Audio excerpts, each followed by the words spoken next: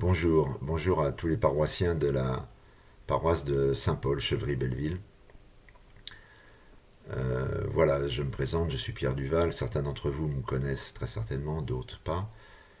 Moi, je fais partie de la paroisse de Saint-Paul. Et l'équipe animatrice m'a sollicité pour faire un témoignage pendant cette période de carême 2022, faire un témoignage sur mon vécu de chrétien.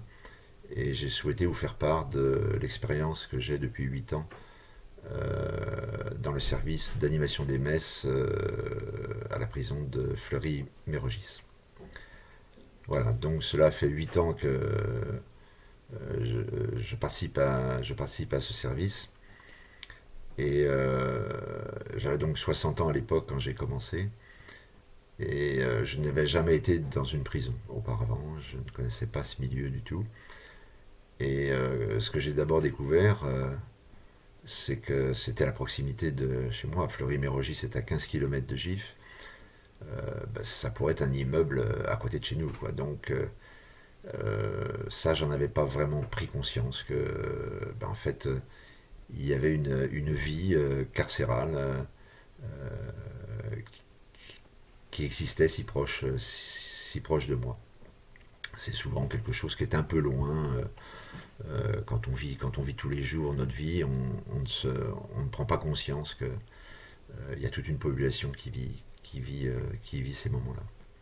Voilà, donc je voulais d'abord vous parler du vécu avant de rentrer dans ce qui m'a touché dans ce service, pour vous mettre un peu dans l'ambiance et faire comprendre que quand on rentre dans ce milieu, Fleury-Mérogis, c'est une prison, c'est la plus grande prison d'Europe.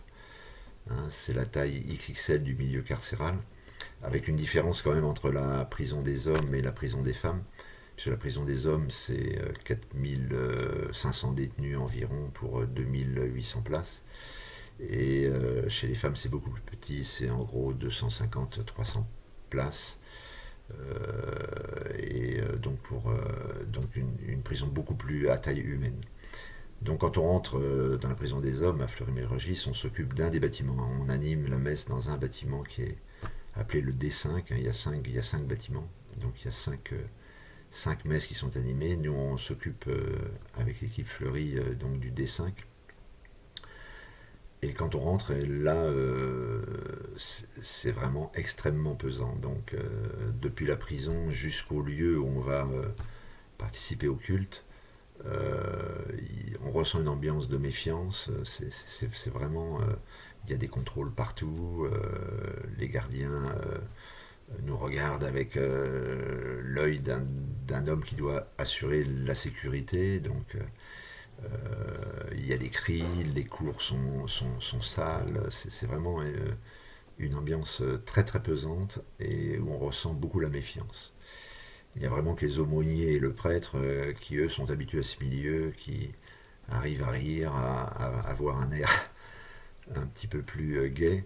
Mais vraiment, le reste, ce petit parcours qui dure 5-10 minutes entre l'entrée jusqu'à la salle, on ressent vraiment ce que doivent ressentir ces détenus, d'être en permanence dans la méfiance.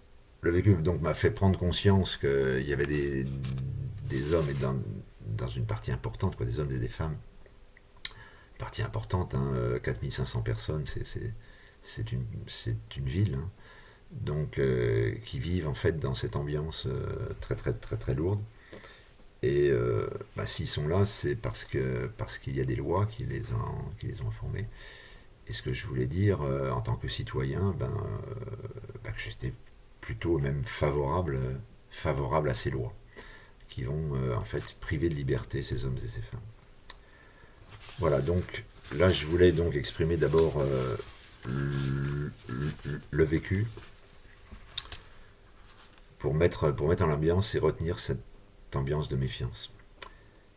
Mais dès qu'on arrive dans le lieu de culte, je vous ai dit ça dure 5 à 10 minutes, dès qu'on arrive dans le lieu de culte, là, alors le lieu de culte c'est un endroit, c'est une salle, une salle qui sert pas forcément qu'à la célébration des messes, où on accueille environ une cinquantaine, soixantaine de personnes maximum.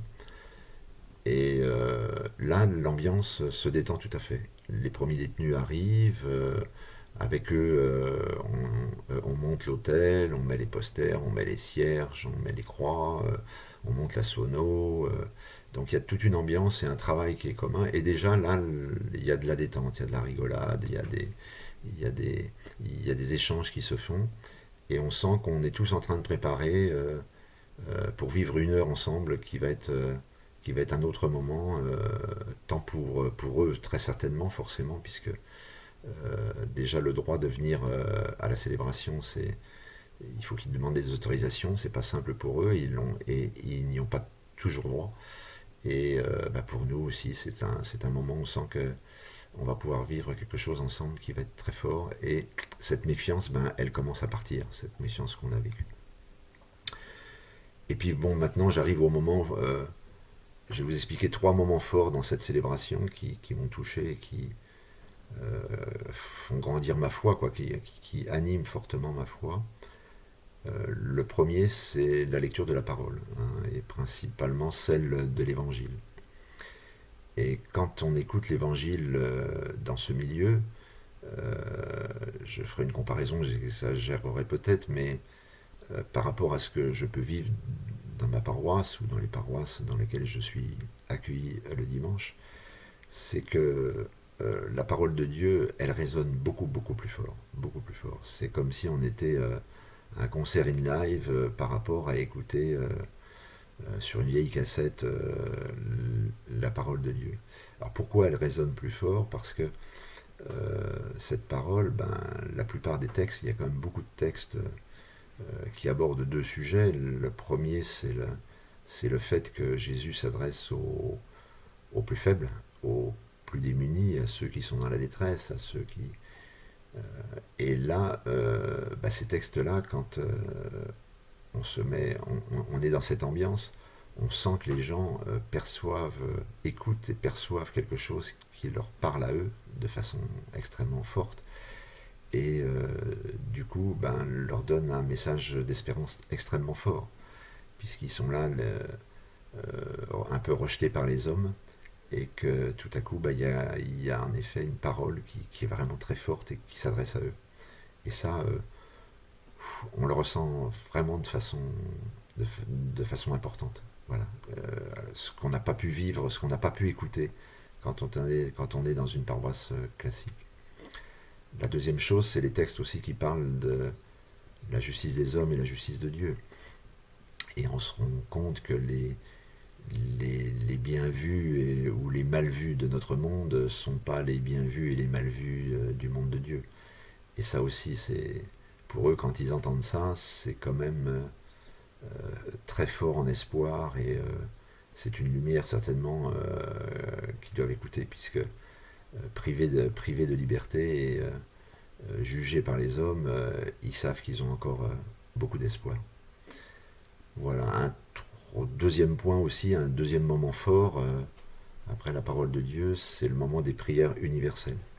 Le moment des prières universelles, c'est en fait, ils n'ont pas préparé de prière. Chacun s'exprime, s'il le souhaite, exprime sa propre prière. On a plutôt en effet des prières personnelles que des prières universelles, mais bon, on écoute ces prières et ce que l'on ressent en fait très fortement, il faut savoir que ces gens-là vivent un moment forcément très difficile dans la prison, mais que pour eux c'est aussi très très compliqué à l'extérieur. Et on le ressent beaucoup dans la prison des femmes, puisque les femmes sont plus sensibles à leur famille, à leurs enfants. Et là, forcément, les prières s'expriment pour cela. Et dans ces prières, on ressent une foi, mais vraiment très forte, et une espérance qui apporte, en fait, qui démontre une foi très forte, qui est, en tout cas pour moi, qui a été contagieuse parfois. Vraiment, je me suis dit, là, bon sang, il y a quand même un espoir, il y a quand même quelque chose et une si Dieu n'écoute pas ces prières, c'est quand même c'est pas possible. Voilà, il y a une tellement forte attente que c'est vraiment très très émouvant. Voilà, le troisième point aussi, ben, c'est au travers des chants. Alors, ça se ressent plus dans la prison des hommes que celle des femmes, mais bon, chez les hommes, ils sont un petit peu indisciplinés, hein, ce sont parfois des grands enfants, et faut des fois, l'aumônier est là pour remettre un peu les choses dans le droit chemin parfois. Mais sur les chants, bah, ils se laissent, quand les chants leur plaisent, ils se laissent porter. Et c'est vraiment du bonheur que de voir ces gens chanter alors qu'on sait qu'il suffit de passer la porte pour trouver une ambiance tout autre et de les voir chanter et chanter pour Dieu, quoi, chanter dans la prière. Voilà, ces trois points, ces trois moments, la parole, les prières universelles et les chants, vraiment s'expriment de façon très forte dans cette ambiance, quoi, dans ce milieu. Et bah, sont des moments forts pour qui nous rapprochent de Dieu, quoi, vraiment qui nous rapprochent de sa parole et de l'espoir qu'il peut apporter. Voilà. Et puis ben, je soulignerai un dernier point, forcément, c'est aussi ben, de vivre avec d'autres paroissiens de Chevry. Cette expérience, nous sommes une équipe de 8-10 personnes. On tourne à chaque messe, ce ne sont pas les mêmes, puisqu'on doit être que 3-4 personnes pour animer ces messes. Mais ben, c'est quand même très très enrichissant dans notre vie de paroisse que de pouvoir savoir qu'avec Chantal, avec Anne, avec Judith, avec Laurent, on peut se retrouver, échanger et puis avoir en fait ce point commun ensemble d'avoir vécu ces moments qui sont vraiment des moments forts. Voilà, je vous remercie de m'avoir écouté et puis bah, je vous souhaite un très bon carême 2022, euh, que vous en bénéficiez au maximum et que il vous apporte que cette période soit un apport dans votre foi et dans votre relation avec Dieu. Voilà, au revoir.